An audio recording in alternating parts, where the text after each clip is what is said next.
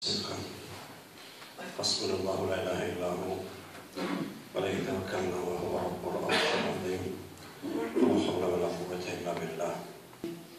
بسم الله الرحمن الرحيم. يا أيها الذين آمنوا إنما المشركون نجس فلا يقربوا المسجد الحرام بعد عامهم هذا. صدق الله العظيم. Draga moja braćo, ovim časnim ajetom iz 9. sure želimo da uđemo u današnju temu. A osjetio sam potrebu da govorimo danas o jednoj temi koja je prilično aktuelna i osjetljiva u našem vremenu. Htio sam da govorimo o neopaganstvu ili tom moralnom poganluku, jednostavnije rečeno, koji je prisutan kod nas, iako sam svjestan da poganluk i moral nemaju ništa zajedničko. Jedva sam to sastavio u naslovu, jer moral je moral, a poganluk je poganluk. A ovu sintagmu sam donio da bi ukazao da u stvari poganluk je činjenica jedna koja prlja naš moral. O tome želimo da govorimo danas, da bismo malo prostrli svoj pogled i na to polje koje je zapušteno i u kojem se ima šta poraditi kako bi bilo bolje. Opredeljujemo se za ovu temu u kontekstu prethodne hudbe kada smo govorili o prostornom uređenju i poticali na ekološku svijest kod nas. Pa ovaj poganluk zahtijeva čišćenje, a mi smo se dotakli i čišćenja u prethodnoj hudbi. Dakle, da bismo uklonili ovaj poganluk moramo poduzimati razne vrste čišćenja i o tome ćemo govoriti detaljnije. Sam pojam nečistoće ili čišćenja ima slojevito značenje i široko. U islamskim izvorima cirkulišu nekoliko pojmova, el hadeth, za čistoću ili za nečistoću, svejedno. En nazife, en tahare, en neđes i sl. Insan koji je u nekoj mjeri u stanju nečistoće, on je u tolikoj mjeri u nekoj vrsti odmetnutosti od Allaha dželešanu. I onda ta njegova stanja nečistoće mogu biti razna, može biti bezabdesno stanje, može biti bezgusulsko stanje ili dženabetsko stanje, može biti bezimansko ili međnunsko stanje.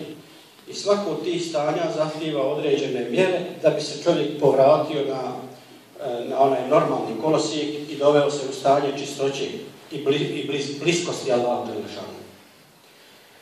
Kada je čovjek u bezabdesnom stanju ili u bezgusulskom stanju, u oba dva slučaja je riječ o tjelesnoj nečistoći koja se prevazilazi poduzimanjem uobičajenih higijenskih mjera kao što su čišćenje cijelog tijela kupanjem ili namirisavanjem, zatim higijena usta, higijena ruku, higijena lica, higijena stidnih mjesta. O tome smo nekada govorili, higijena odjeće, higijena stambenog prostora, higijena ishrane i tako dalje. Kad čovjek poduzme te mjere, on riješi pitanje čistoće te materijalne, čistoće ili nečistoće. I onaj musliman koji vodi računa o ovim savjetima i o ovim higijenama, ima šansu da ispuni uvjete tjelesne čistoće u vezi s čim je prenešeno od Allahog poslanika da je rekao: innal islame nazifun fatanazifu la yadkhulul džennete ila nazifun. Islam vam dolazi kao čist i čistite se, jer u džennet se i ne može ući osim sa čistoćom. Također bilježi se, to nam je zabilježio imam Albani preko Sa'd ibn Abi Waqqasa, koji je rekao se: mitu Sa'id ibn Musayyib يقول إن الله طيب يحب الطيب نزيف يحب النزيف كريم يحب الكرم جواد يحب الجواد نزفوا أفنيتكم ولا تشبهوا باليهود. Kaže Sa'd ibn Abi Waqqas, vrli ashab Allahu poslanika, da je čuo od drugog, od Sejid ibn Musejjeba, kako je rekao, Allah je dobar i voli dobrotu. Allah je čist i voli čistoću, Allah je plemenit i voli plemenitost, Allah je lijep i voli ljepotu. Čistite okolinu vašu i dvorišta vaša, nemojte druge u tome oponašati, jer je kod drugih tada vladao pogan, da Bog sačuva i sakloni. A Islam je tražio da naše avlije odišu čistoćom, kao i naše kuće, kao i naša tijela, kao i naše duše. Što se tiče onog trećeg stanja, bezimanskog stanja, kad čovjek nema din imana u svome srcu, to je goleman čistoća, to je najteže stanje. To je stanje kada se rab i rob okreću jedan od drugoga i na gubitku je normalno rob, a ne rab dželešanu. Rab je neovisan o robovima, a robovi su ovisni o gospodaru. Tada nema kod čovjeka tevekula, nema povjerenja, nema teslimijeta Allah, nema itata, te pokornosti. Tada rob umisli da je on samostalan, da je neovisan, da od njega zavise rezultati i tako dalje. I ta bolest zvana umobolja ili grudobolja ili trbuhobolja ili nekakva druga bolja, svejedno, je fatalna po čovjeka. On u takvom stanju gubi higijenu rasuđivanja, gubi higijenu razumijevanja, gubi higijenu osjećanja i sve ove vrste higijene zakažu kod tog čovjeka. I onda Allah džanu kaže u časovnoj knjizi Rubema je vedul ledine kefaru levkanu muslimi. Zažalit će oni koji su u tom stanju bili što nisu bili muslimani, odnosno što se nisu doveli u potrebno stanje. Zažalit će Rubema, kaže Allah džanu. Ali ipak poenta današnje hudbe je na paganskom stanju nesijetske nečistoće ili neđesa ili iskvarenosti. Da malo taj podnaslov pojasnimo. Dakle, paganska nečistoća. Stanje kad se čovjek zaboravio, kad je smetnuo Allaha sa uma, kada je dospio u situaciju ili stanje poganuka ili paganuka i kada svi oko njega drže ga iskvarenom osobom. To su ona stanja za koja mislimo da su dozvoljena, prihvatljiva, podnošljiva, trpeljiva i sl. A grdno se varamo zbog toga. Uzvišeni u časnom Kur'anu doziva Ja ejuhelledine amenu innemel mušrikune neđesun fela jakrebul mesridel harame ba'de amihim. O vjerni, mušrici su doista pogani i nek vam se poslije ove godine više ne pojavljuju kod časnog hrama. Znači, Allah ih je nazvao neđes. Vama je poznata riječ neđase iz našeg običnog vokabulara. Dakle, ona sama pogana. Allah je nazvao tu vrstu ljudi poganima. I ne želi da dolaze na mjesto svetoga hrama jer pogane to mjesto. Kad mi sad dalje elaboriramo taj pojam, onda možemo kazati da je to osoba koja se dovela u stanje neuračunljivosti. Mi sada imamo ljudi među sobom, ili kategorija ljudi, svejedno, kako hoćete, možete zamisliti, kad kažemo taj je neuračunljiv, to znači da s njim ni u što ne možeš, ni u kakav ortakluk. Ne ide ti se s njim, jer ti je potpuno bezličan i potpuno ti je nepouzdan. To je osoba koja se zametnula i zagrnula u moralni poganluk, taj, koji se nekada zvao paganstvo, a sljedbenici takvog svjetonazora zvali su se pagani ili pogani. Svejedno, znači ljudi koji se nisu po kvaliteti izjednačili sa drugim ljudima, koji zaostaju, koji su zaostali svijetne računke. I kako god spomenete ovaj pojam, on ima neko pežorativno značenje, znači pogrdno je zvati se takvim stanjem i pogrdno je nalaziti se u takvoj situaciji. Najbolji način da pojednostavimo pojam paganizma je da ga nazovemo iskvarenost. Ili u daljnjoj elaboraciji znači neuračunljivost. To je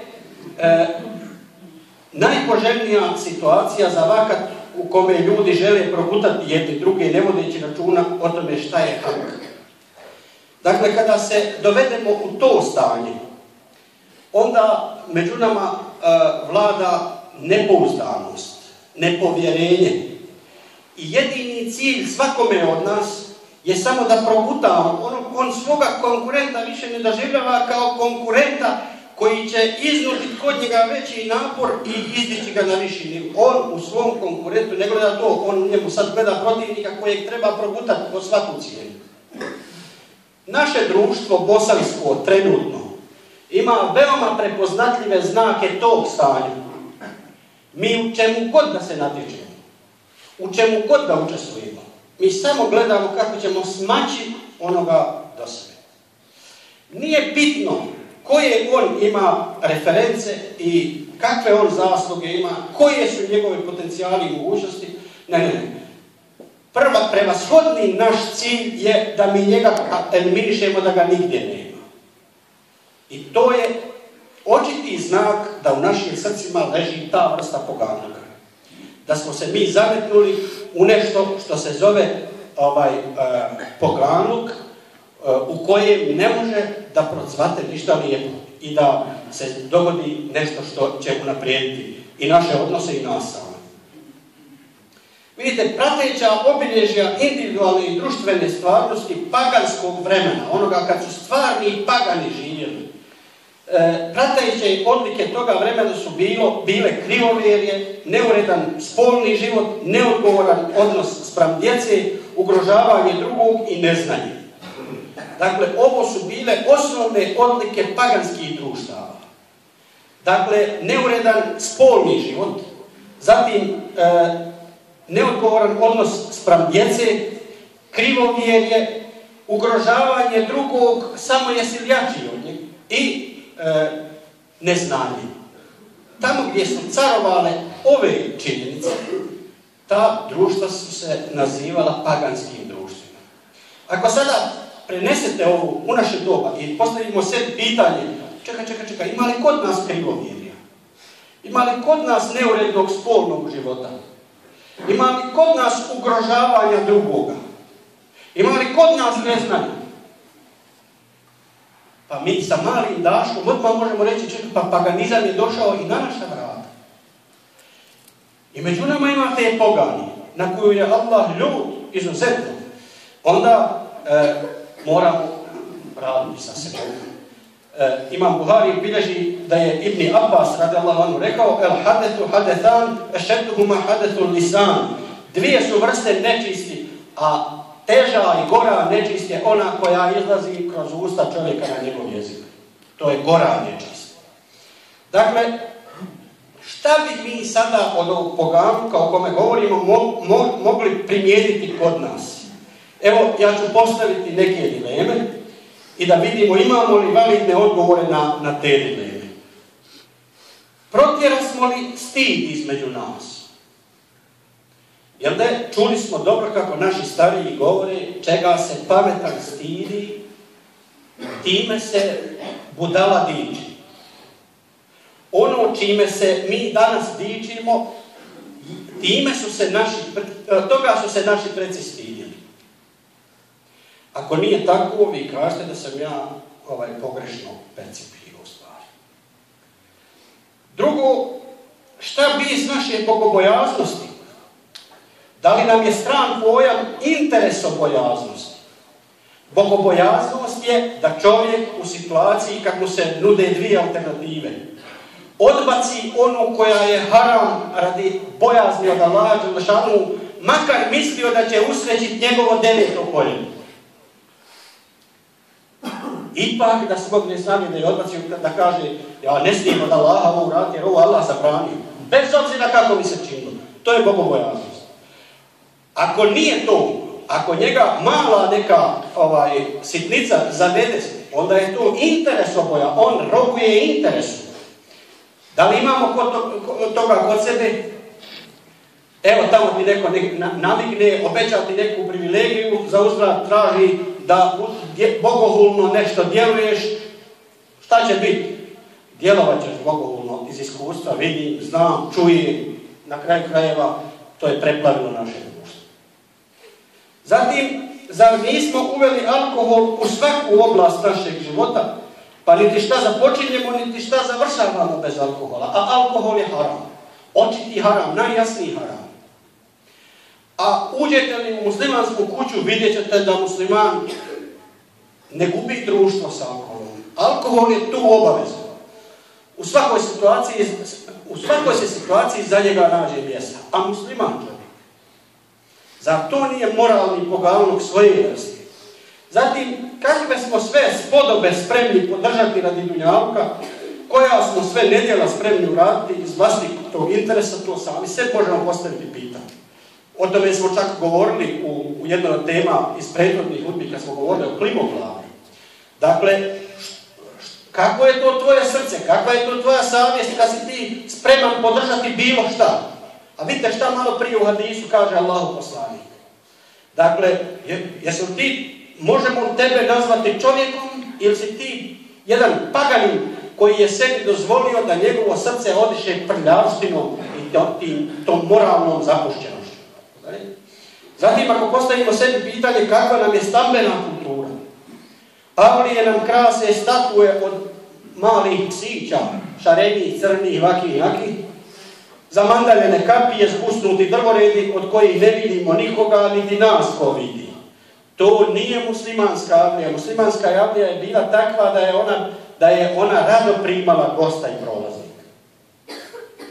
U kućama nam sve češće žive kao kućni ljubimci, psi ili mačke, vise sumnjive slike, posteri i portreti, ali nema gostinskih soba, nema više konaka, nema lebhi, nema u kući onoga što je kazivalo da je to muslimanska kuća. Na kraju krajeva imamo ogromne kuće u koje niko ne dolazi. I mi nismo radi da nam niko dolazi. Mi volimo da nam nema nikoga. I vidjet ćete, danas čovjek se od čovjeka odrodio, da mu je najteži moment u životu kad treba svoga prijatelja ili dosta pozvati sebi na kavu i na razgovor. To je odlika ovoga kauna. Zatim, dostove smo isključili iz svoga društva, sunnetski edeb zamijenili trendovima koji nam plasiraju bezbožnici, dušmani i neznalice. Upitajmo se kakva nam je kultura oblačenja, kultura ophođenja, kultura komunikacije, kultura ishrane, kultura zarađivanja, pa ćete i tu naći porazne odgovore. Ja nemam vremena sve iznositi, zapravo se kod svakog od nas pomalo razlikuje taj odgovor. Ali ako nađemo da je odgovor na to pitanje negativan kod nas, ostaje nam da se mijenjamo ako mislimo da smo muslimani, ako pretendujemo da kod Allaha budemo upisani u njegove robove koji su mu bliski i dragi. Upitajmo se šta učini smo od porodice, šta učini smo od ženska, od kćeri, naše sestre i majke, šta smo učinili. Nekad je kroz muslimansku mahalu i novjerac koji se pomoli morao sa 20 metara da kašlje, da se javi da se muslimanka upristoji ako se ona raskomodila u svojoj avliji. A danas je nečuveno ovo čemu stremi jedna zajednica koja sebe naziva muslimani. Šta učinili smo od porodice, šta učinili smo od muškog evlada. Pretvorili smo muški evlad u mladiće koji besperspektivno rastu pored nas i sa 20 godina ne zna otpakovati konzervu, a kamoli da sutra izdržava porodicu kada se oženi. To je na našu adresu, znate. Vodimo li računa o tome šta je dopušteno, šta nije dopušteno, šta je moralno, šta je nemoralno, šta je opravdano, šta je neopravdano? Ko je od nas analizirao onaj ceker što ga nosi iz prodavnice, ne kaže konzerva, hljeb, ova salata i ovo to sam zaradio, a ovo sam tamo iz ukradenih para. I nosim to sad da jedu moja djeca. jedan dio će pojesti što je halal, a ovo drugo što sam ukrao, oteo, prevario, nezakonito stekao, narušio tuđi hak, pogazio tuđi prioritet, ja hranim moju porodicu haramom od kojeg će izgoreti sigurno. Ili na ovom, ili na onom svijetu, ili na oba dva svijeta. Jel neko to radi? Da li mi zavirujemo u tu kesu? Ili u novčanik kad ga otvorimo? Koliko su nam sveti tuđe pravo, tuđa krv, tuđi imetak, tuđa porodica, halal, haram, koliko je to nama sveto? Ti misliš ako pogaziš čovjekova prava, ti si njega pobjedio i tu se priča završava. Ako on bude u pravu, a ti nisi, a pobjedio si ga, dobio si ga na sudu, ili si pomoću strančarenja i tih grupašenja tamo uspio se nametnuti prije njega, ti si uzeo njegov hak. Nema govora da si ti pobjedio. Vidjet ćeš jesi li pobjedio ili nisi. Doći će vrijeme kad ćeš vidjeti. A ti to smatraš pobjedom. To je sve jedna vrsta poganuka moralnog sa kojim mi živimo. Muslimani smo. Izjašnjavamo se kao muslimani. Identifikujemo se sa islamom kao Allahovom vjerom. A nosimo u sebi toliko poganuka da naprosto ne mogu to dvoje zajedno ići.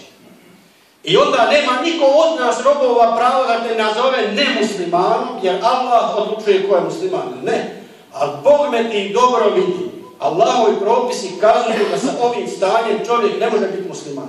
Jer je Allah ovakve nazvao neđesom. Innemel mušrikune neđesom. Fela yakrebul mesjidel harame ba'da. Nemojte dopustiti da vam prilaze svetom hramu iza ove godine. Tu su još ove godine i ne više.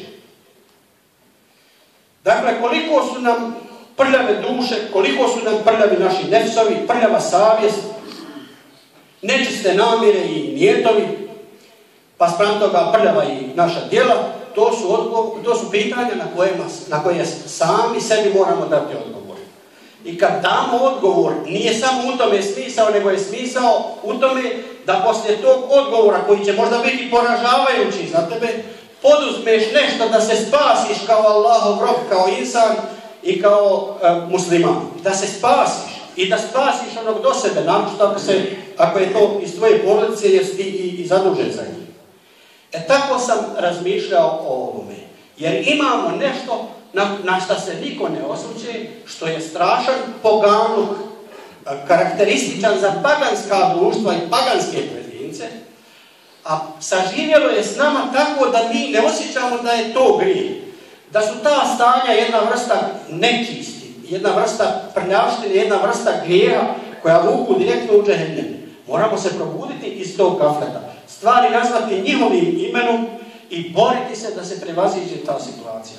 Ne može musliman biti do podne musliman, poslije podne nemusliman. To stanje Allah ne toleriše. Ili danas musliman, a sutra nemusliman. Ili u jednoj situaciji musliman, u drugoj nemusliman. Po vazdan to gledamo svojim očima. U raznim situacijama, kod raznih postupaka to gledamo svojim očima. Nemamo pravo reći čovjeku ti si nemusliman. Ali Bog bi svako trebao da se zamisli čim on gazi u haram, dupke, do koljena, bez zaziranja, bez ikakvog straha i dileme, on bi se morao da postavi sam neka pitanja i da dade na njih odgovor.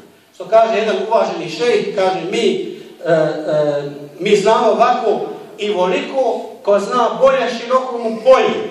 Širokomu polje da se bori, jer je Allahov poslanik svojim ashabima je rekao, kako nam prenosi jedan od ashaba, Džabir ibn Abdullah, قال لهم رسول الله صلى الله عليه وسلم قدمتم خير مقدم وقدمتم من الجهاد الأصغر إلى الجهاد الأكبر.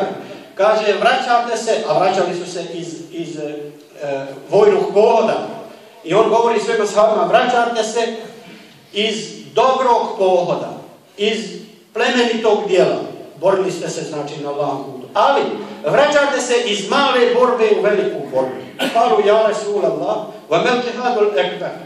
A oni upitaše, o Resulullah, a šta je to velika borba? A on njima kaže, muđahedetul abdi heva. To je borba čovjeka sa samim sobom, sa svojim poganucima. Ta borba se mora odmah povesti. I iz te borbe, ako je moguće izaći kao pobjednik. Nemoj dozvoliti da svaka sitnica, svaka kušnja, svaka dilema, svaka nejasnoća odvede tebe sa pravog puta na krivi. Ako te odvede, ti sebi sam šapni na uho nekako da nisi musliman, da će te Allah žestoko za to ispitivati, a možda te i ne bude nikako pitao. Jer ima i ta opcija, Allah je ostavio za neke robove da neće biti ni pregovora s njima. Da nas Allah sačuva toga, inša Allah. Da nas Allah pomogne, da nas upravi pravi putem, da nas učini samokritičnima, skromnima, pokornima, bogobojaznima, stidnima, osjetljivima i da nas Allah Žešanu sebi približi i sebi učini dragima.